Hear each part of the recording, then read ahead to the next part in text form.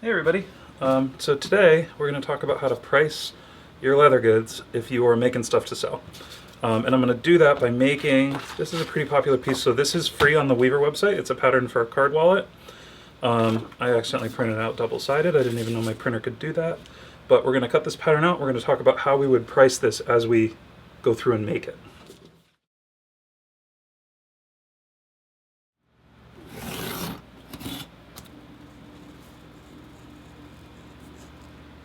So for every product you make, you're going to have basically three different categories of costs, which is what it costs you to make the product. You're going to have your variable costs, you're going to have your fixed costs, and you're going to have your profit margin. I guess your profit margin isn't what it costs for you to make something, but you have to make profit to keep making things. So you have to account for it for sure. Your variable costs are going to be things that change per product. So in this case, materials. Materials are a variable cost, meaning that every different product you make is going to take a different amount of material, might take different types of materials. So that's going to be the first thing that you need to account for. You need to figure out how much material it takes to make your specific leather good. In this instance, we're using, this is some Herman Oak English Bridal in their London tan. And we have Weaver split this down. They have a leveling service, so they'll cut it into 10 or 11 inch strips and level it. This is about 3.5 ounces. And we're going to go through at the end and we'll talk about the exact cost for this specific wallet. Your next variable cost, of course, is going to be labor. So to calculate labor, you have to look at things other than just your business. You need to figure out how much money you need to make to live, to be happy, basically. You can look at your housing costs, you can look at investing in retirement. You need to come up with a number that will allow you to do this job and make a living. So for that, we're gonna go with, let's say, $50,000 a year. And so to determine your hourly rate, you have to look at, okay, well, I want $50,000 a year, and I'd like 2 weeks off. So you have 50 weeks to make $50,000 a year. So that's $1,000 a week. Let's say you want to work 40 hours. That'd be $25 an hour. Now, let's say that you only want to work 30 hours. You would divide 1,000 by 30 instead. So you'd make, what, $33 an hour? That's what you'd be aiming for. So that's basically how you calculate your hourly rate. Now, you can also, if you have, we're talking about leathercraft specifically, but if you're doing a job where you require specific other skills or things that you've invested in, degrees, all that kind of stuff, of course you're going to want to take your experience into account as well, because that costs you time and you want to recoup that, etc. But a general, just a simple layout is take the amount of money you want to make in a year, divide it by the weeks that you want to work per year, divide that by the hours that you want to work per week, and that is roughly the hourly rate you should be aiming for when you're calculating your labor into your project costs.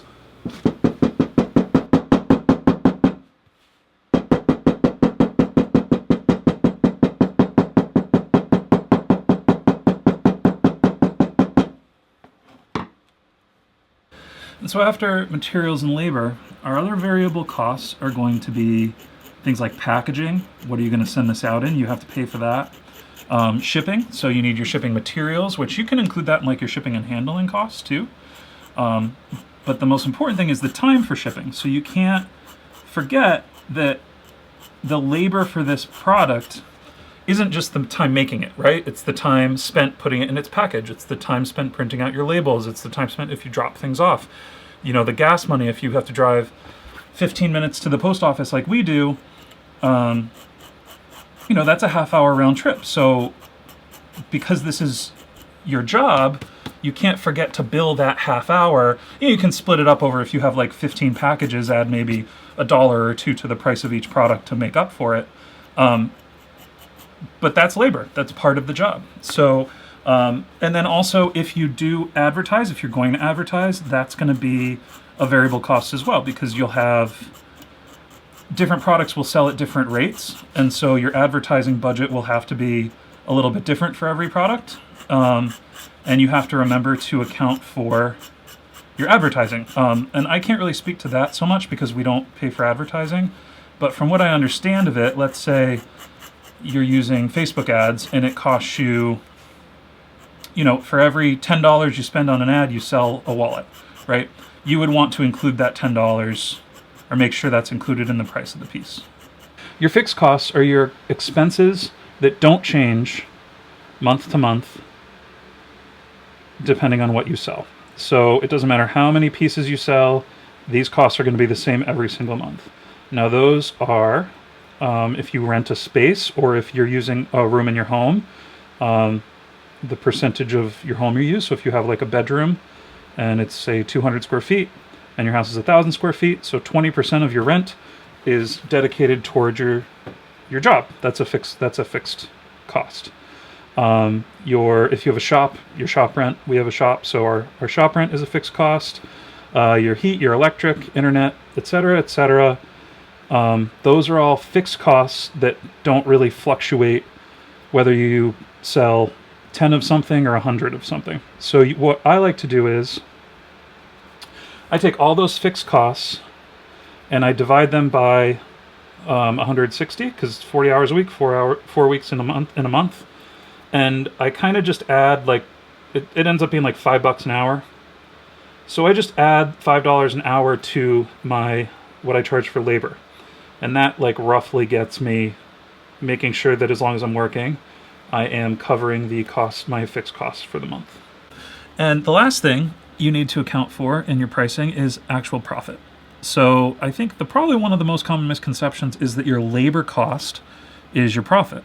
And that's not the case. Your labor cost is paying your rent and your food bill and that kind of thing. Your labor cost is a cost of doing business. Your profit has to be added on top, because your profit is what you'll use to expand your business, buy new tools, develop new products. And that profit margin is a little bit different for everybody. It can be 10, 20, 30, 50%, whatever you want to add to it.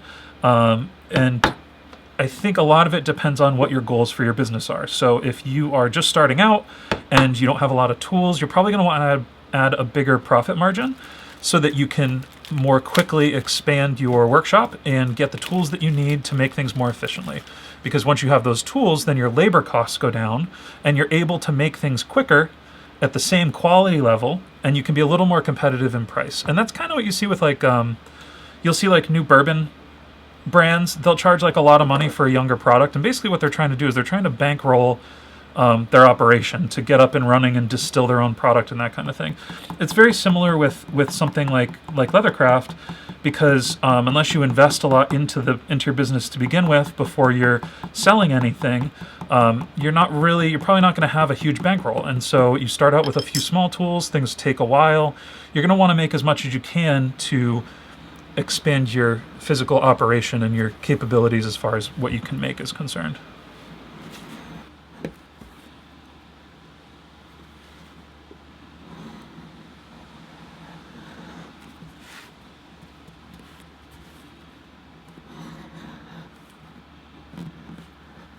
Okay, and so here's our finished piece, and what I did was I made up a little worksheet here that we can fill out, and if you want to screenshot that to do it for yourself, this is a very basic one, but so we're going to fill this out and we're going to come up with what our cost is, what we need to sell this for.